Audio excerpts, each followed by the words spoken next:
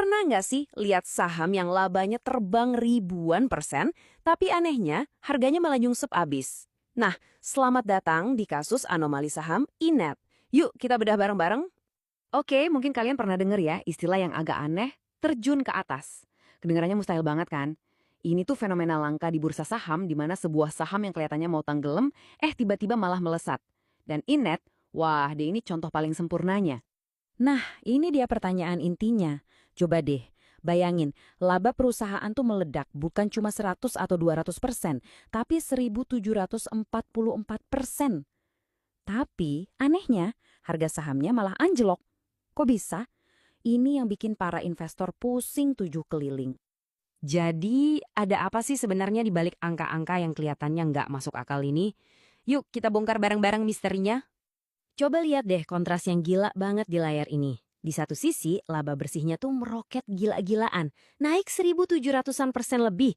Gila kan? Tapi di sisi lain, lihat deh, harga sahamnya terjun bebas. Minus 45%.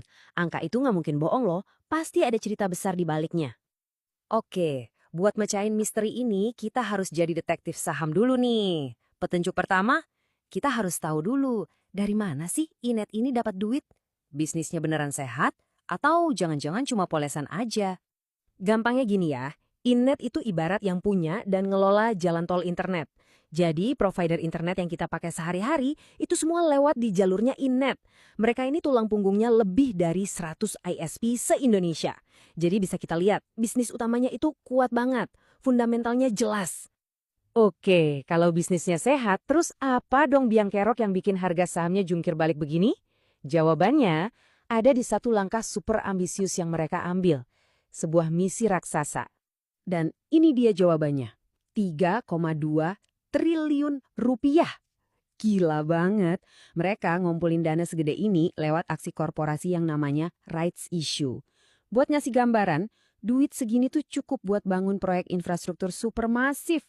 Kebayangkan gedenya? Nah, rights issue itu apa sih? Gini, bayangin kamu punya saham, itu ibarat sepotong pizza. Terus perusahaannya tiba-tiba nambahin banyak banget potongan pizza baru. Total pizzanya jadi lebih gede, tapi porsi kepemilikan kamu jadi lebih kecil kan? Nah, ini yang namanya dilusi. Dan inilah yang bikin harga sahamnya jadi tertekan, setidaknya untuk sementara. Terus duit triliunan itu buat apa? Coba lihat grafis ini. Hampir semua dananya lari ke satu tujuan, sebuah transformasi digital yang super ambisius. Dan fokus utamanya, Bali dan Lombok. Yuk kita intip lebih dalam lagi. Sebenarnya apa sih yang mau mereka bangun pakai duit sebanyak itu? Ini bukan sekedar renovasi kecil-kecilan ya, ini revolusi. Jadi rencana besar mereka itu punya 3 pilar utama. Pertama, mereka mau jadi rajanya internet super cepat di Bali dan Lombok pakai teknologi terbaru, Wi-Fi 7. Kedua, mereka mau menguasai jalan tol data internasional antara Jakarta-Singapura. Dan yang ketiga, mereka mengakuisisi perusahaan lain buat memperkuat kerajaan digital mereka. Bener-bener ambisius. Nah, dari semua akuisisi itu, ada satu yang pinter banget. Mereka beli kapal pemasang kabel sendiri. Ini bener-bener ngubah permainan. Bayangin aja, mereka nggak perlu lagi sewa kapal yang super mahal itu. Semua bisa dikerjain sendiri. Lebih cepat, lebih murah. Ini langkah yang strategis banget. Oke, kita sampai di pertanyaan paling penting nih buat kita semua. Jadi, ini semua artinya apa? Apakah INET ini sebuah tambang emas yang tersembunyi atau cuma jebakan Batman? Nah, ini dia dua sisi mata uangnya. Di satu sisi ada potensi pertumbuhan yang luar biasa. Mereka bahkan proyeksiin pendapatan bisa sampai 2,2 triliun di tahun 2027. Tapi di sisi lain, resikonya juga segede monsternya. Proyeknya raksasa, persaingannya ketat banget, dan ada efek dilusi saham yang bikin investor jangka pendek mikir-mikir.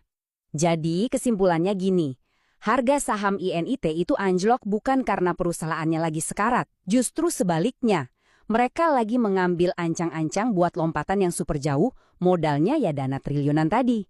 Bisa dibilang, ini adalah sakit jangka pendek untuk sebuah transformasi jangka panjang menjadi raksasa infrastruktur digital nasional.